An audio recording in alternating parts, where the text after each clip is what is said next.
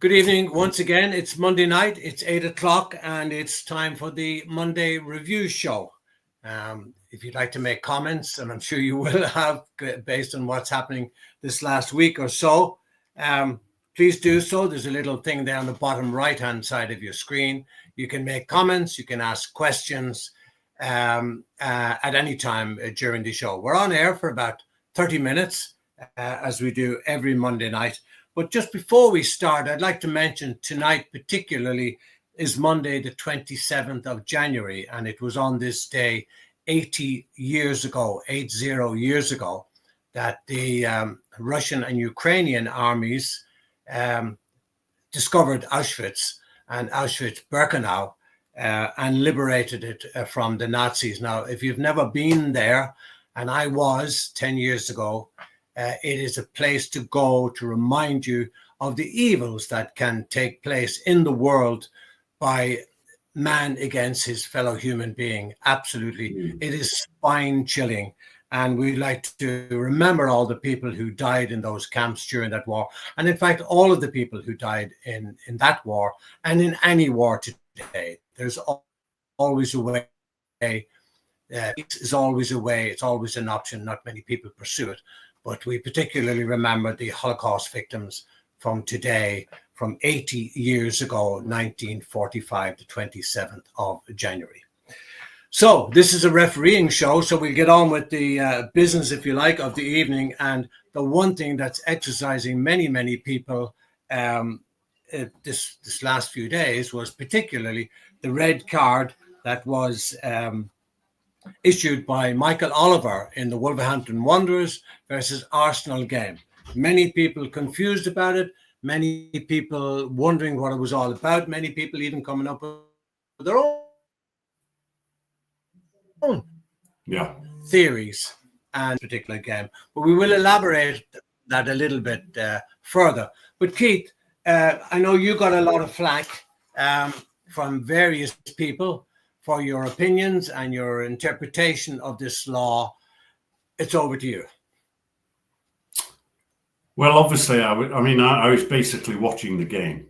And when we talk about refereeing and decision-making, the process, and I've repeated it, and I will repeat it again on this program, and that is to see, recognize, think, and act. And when you're out there in the middle in these games and you're faced with a major decision, what in refereeing terms is often called a KMI, a key major incident, one of the things that you must try to develop as a referee is giving yourself some extra thinking time, if you can. And that is, and this is milliseconds of visualizing what you've just seen, confirming in your own mind what you have seen. And I also, when I'm coaching referees, I say, look, no surprises. Don't surprise anybody. So let's get to this particular incident. There was a foul, and it was cynical. And there's no question that it required a sanction. Michael Oliver instantly, without any second thought, produced the red card. And if you look at the surprise on the players of both teams, and then the media outburst during the course of the match, the commentator and everyone else couldn't believe it dismissed a player. So whilst that game's going on, I'm able to replay it. I'm able to look at it carefully. And then, as you do when you're doing your self-analysis as a referee, which is an important part of refereeing, you have to always have law by your side. And that's easy. www.theifab.com. You can download the laws and have it on your iPhone or on your laptop or whatever. So the PGMOL post-match confirmed that the player had not been sent off for the denial of an obvious goal scoring opportunity. Because that was my point. That was my initial reaction. Yeah. Even though the player was a long way from goal and getting the opportunity to score, that was my first reaction, that it was a DOGSO, because all of the players were down in the penalty area because it was a corner kick. Yeah. And my immediate reaction was DOGSO, because Michael Oliver, who's very experienced at this stage and was probably number one in England, perhaps him and Anthony Taylor very close. Yet he never hesitated. He never even stopped to think. He pulled it out right away. Absolutely. So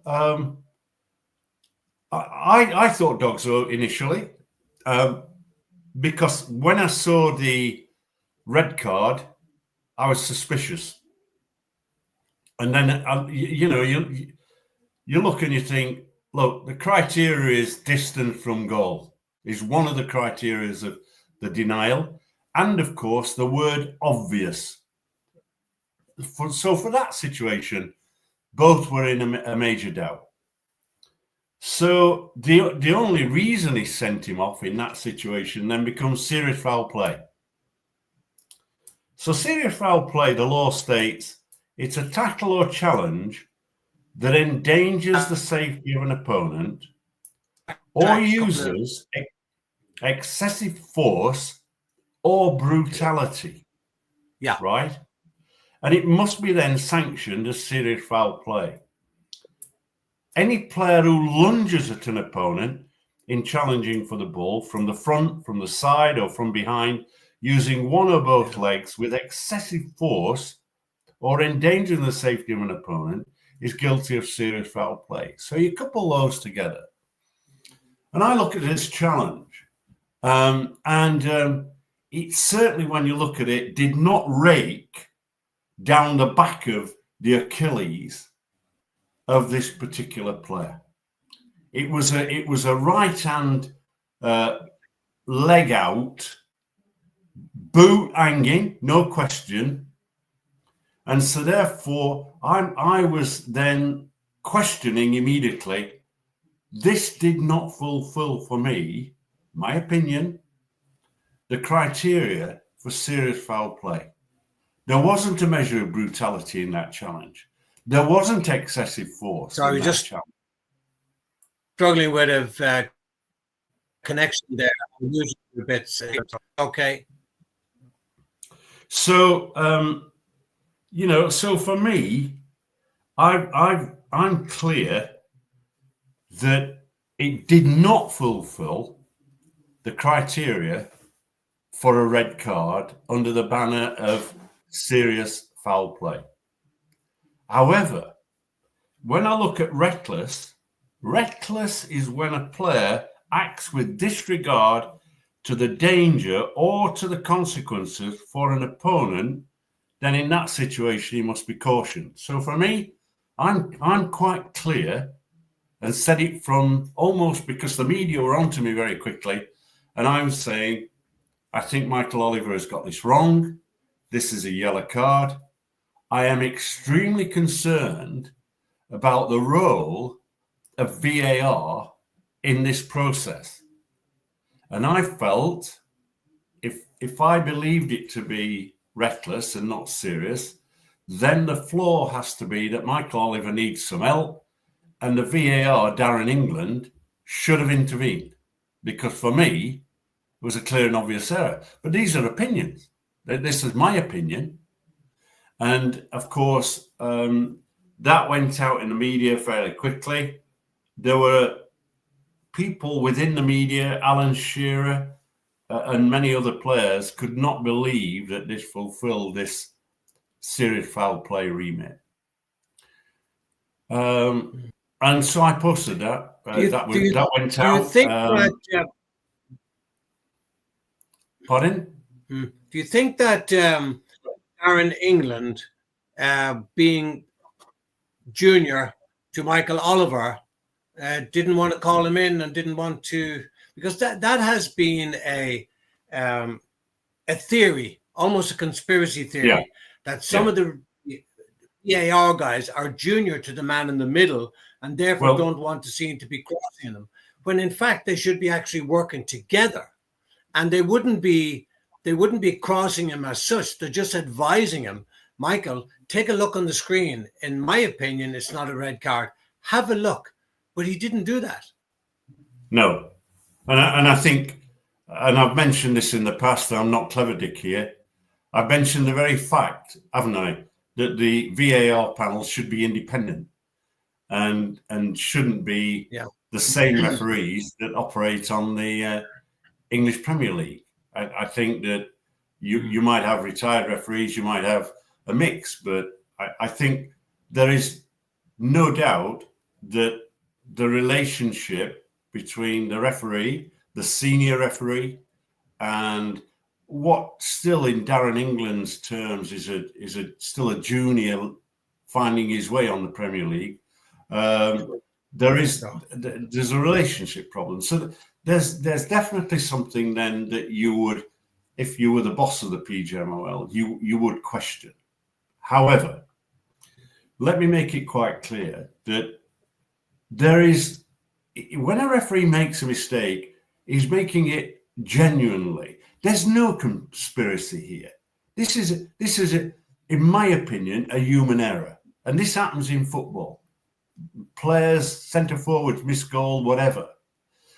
I will never condone either the death threats or the social media activity that goes beyond what is acceptable. And I don't believe that my comments, which is based on my interpretation of law, right, which can be questioned if anybody can question it. But what was surprising was I got a call from Mark Halsey almost immediately the incident happened and said, look, how can he send this player off? This is not serious foul play. And I'm going, well, that's how I'm reading it. Now, I've questioned in the past, haven't I, the role of Dermot Gallagher, who does Ref Watch on Sky Television on a Monday, a review of incidents. And I think the general feeling was that because the PGMOL have made this very clear statement that they've reviewed it and it's serious foul play, they've hung their hat on that. That's what Howard Webb thinks. That's what the people at the PGMOL think. Now, I questioned that. And what was interesting was that on Ref Watch this morning, I recorded it, so I saw it this afternoon. Both Stephen Warnock, a former player, Sue Smith, a former player, who were quite open about refereeing and decisions and review them in an honest and open way, said that they did not believe this to be a red card. And I think that they explained it very clearly in the way that I've just tried to do it as well. They've looked at the law and they say the law is not fulfilled. Then we come to Dermot Gallagher and I'm thinking, Dermot, I know that you made the comment the week before that you were in Stockley Park. That concerned me a little bit. And Dermot Gallagher this morning very clearly said, this is a reckless challenge, yellow card offence, not a red card. So I think one of the dangers here is because the PGMOL have come out and fine, they're supporting the referee. I don't have an issue with that. But in the way that they've come out and supported it, I know from my own history with the PGMOL that the club will be very unhappy if they're going down the appeal process.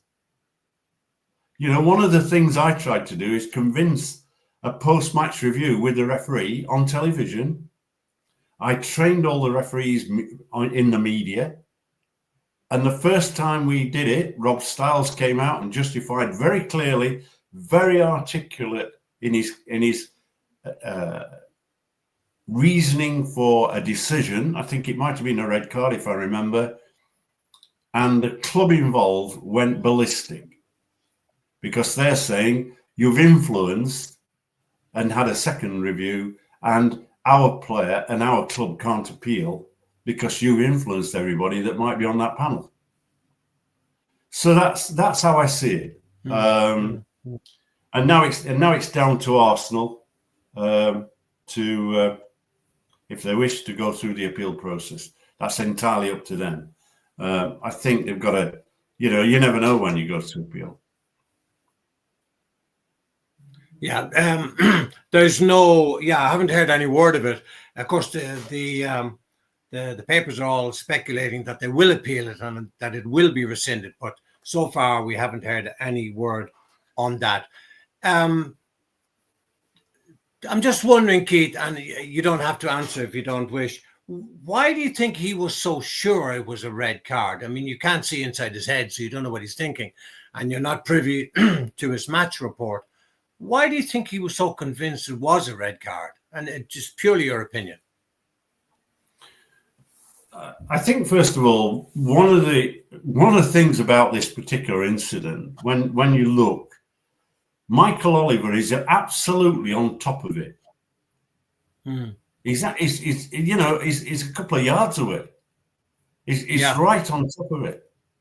And I've examined thousands of claims of poor decision making, and when you examine those various incidents, invariably it's the position and viewing angle that gives you the problem.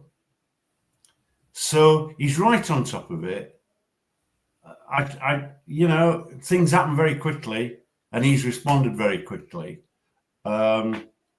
But it's not excessive force, and this is a major requirement of referees to understand the law in detail, and to also, in their visualization process, in training, and in debate and discussion at meetings, is to actually have those discussions that say, what is the difference between a careless, reckless, and an excessive force challenge and serious foul play?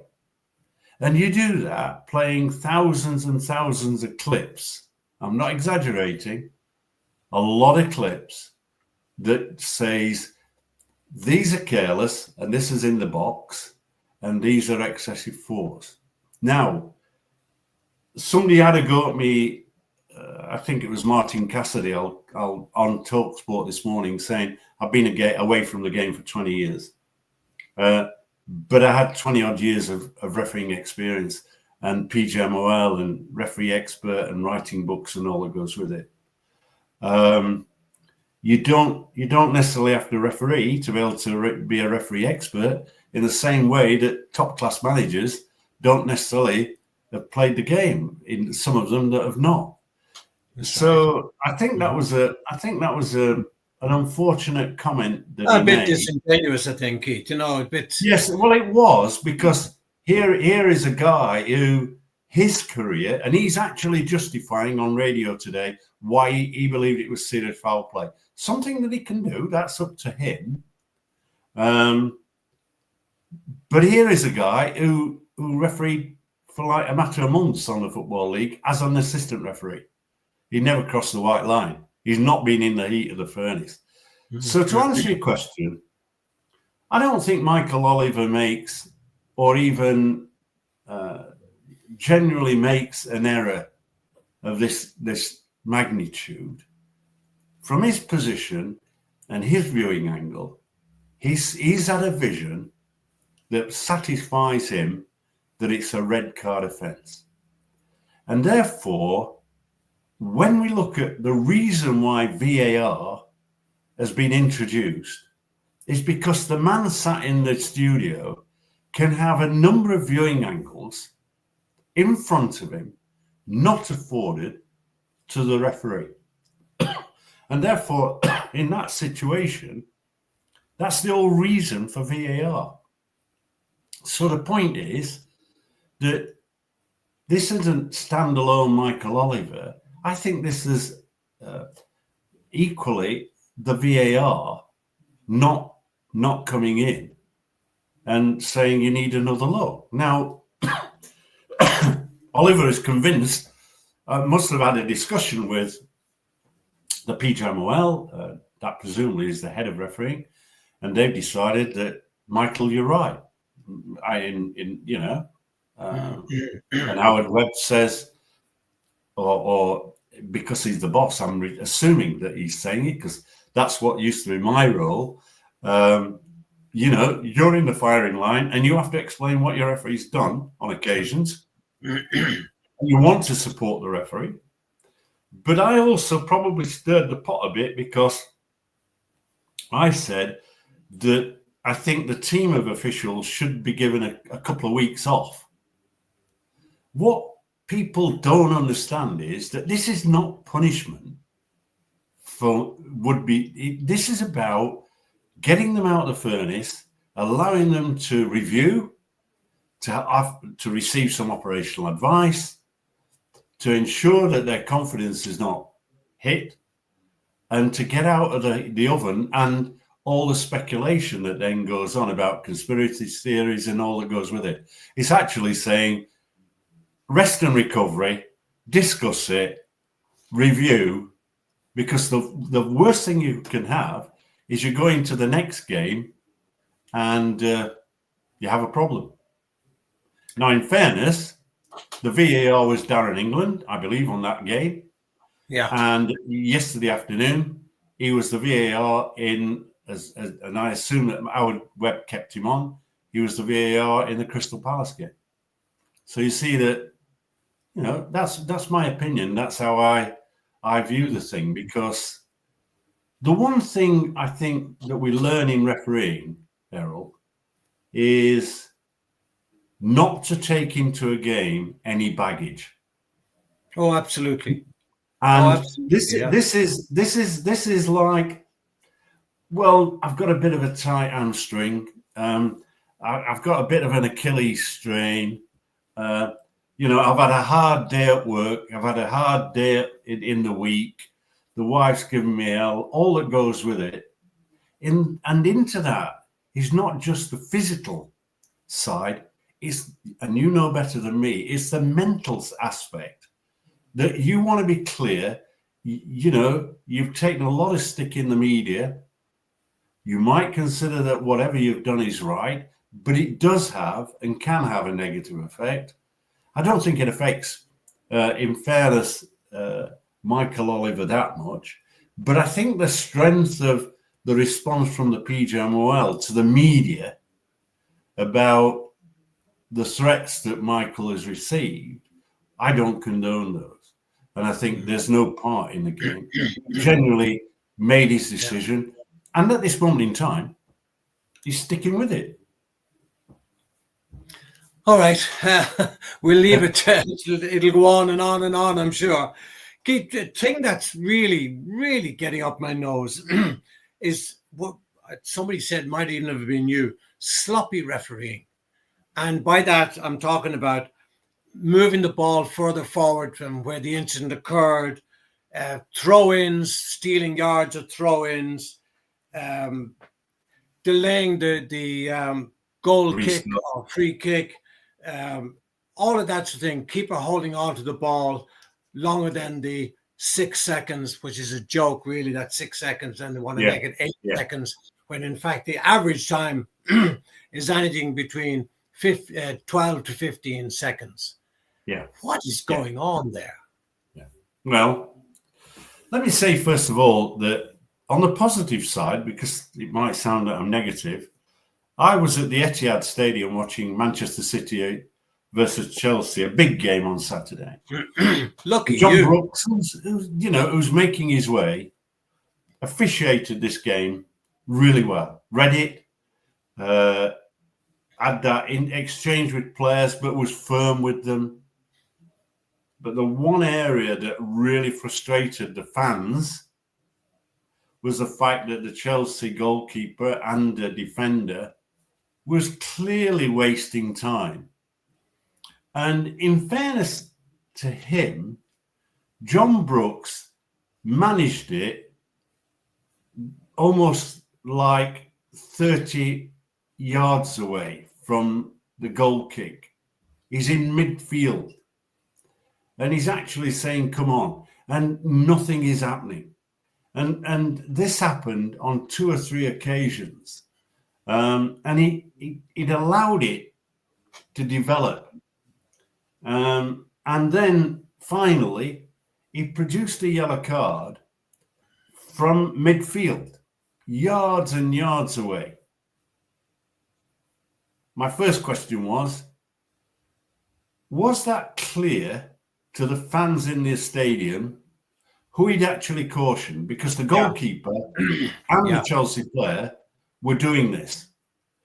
And I would have liked him to have gone in earlier with the quiet word. He can point at his watch like Alex Ferguson. Yeah. I know what you're doing, but he's within a couple of yards of these 2 players and saying, right, I'm going to do you. If you don't, I don't want it. I want an improvement, but on this situation, I'm getting frustrated by it. And and he didn't do that. And so we'd had this 2 or 3 incidents. He finally cautioned. I thought the goalkeeper then started to do it. He didn't respond to that. But we came to the end of the off time, 2 minutes added time. And I just thought Chelsea have achieved what they set out to achieve. And teams are doing it all the time, Keith. They're getting away with it. And they'll continue doing it so long as they do get away with it. Yeah. And when are the referees going to really man up and deal with this issue? Yeah. I used to have, as a referee coach, a guy called Ron Groves. He was a Football League referee, Ron, ex-RAF, lives on the Channel Islands. And Ron was very clear with almost every referee that he assessed, and that was take the control of the ball, manage the ball, manage restarts. And of course, within that process, if you've got a referee and you're operating with assistant referees, you place the ball. You haven't got the spray can at, you have at league level, but not in grassroots or senior grassroots. Sure. Make certain you say to the player, do not move that ball. Now, what you've got your assistants to do is when you place that ball, you've already said to them, monitor the ball, monitor the individual, and buzz me or flag if he's moved it forward. And so I think this is about teamwork and managing the restart. And it's almost a nonsense, isn't it? Where you see, I watched a film clip today of a free kick that was out on the wing, probably about 5 yards in from the touchline, and about 10 yards from the penalty area. And the wall lined up. I can't remember the match. So the first incident is there's a player falls to the ground. And the referee goes in, there's a bit of, like the usual, comes out, ready to take the free kick. There's another player on this side of the wall, at the end of the wall, pushes quite forcibly the defender, who finishes up on his backside. Now, the reason why the IFAB said at set-piece free kicks, the attacker and defending team have to be a metre away, is to avoid that. So why, I ask, did the referee not see that even though it's some distance from the penalty area, that this in effect was a set-piece free kick? And he ignored and didn't apply the law in relation to the metre between the defender and the attacker. If he'd have done that, you wouldn't have had the falling over or the physical push. So there are aspects of refereeing that do frustrate, well, referees forget about the laws of the game. Yeah, I know. I know. Okay, there's so many more things I wanted to discuss, but we've run out of time. Thank you very much for joining me again this evening. And we'll do it all again, please God, next week, if you're available. Take care. Thank you very much. And thank you out there for watching. Keep tuning in and keep spreading the good word.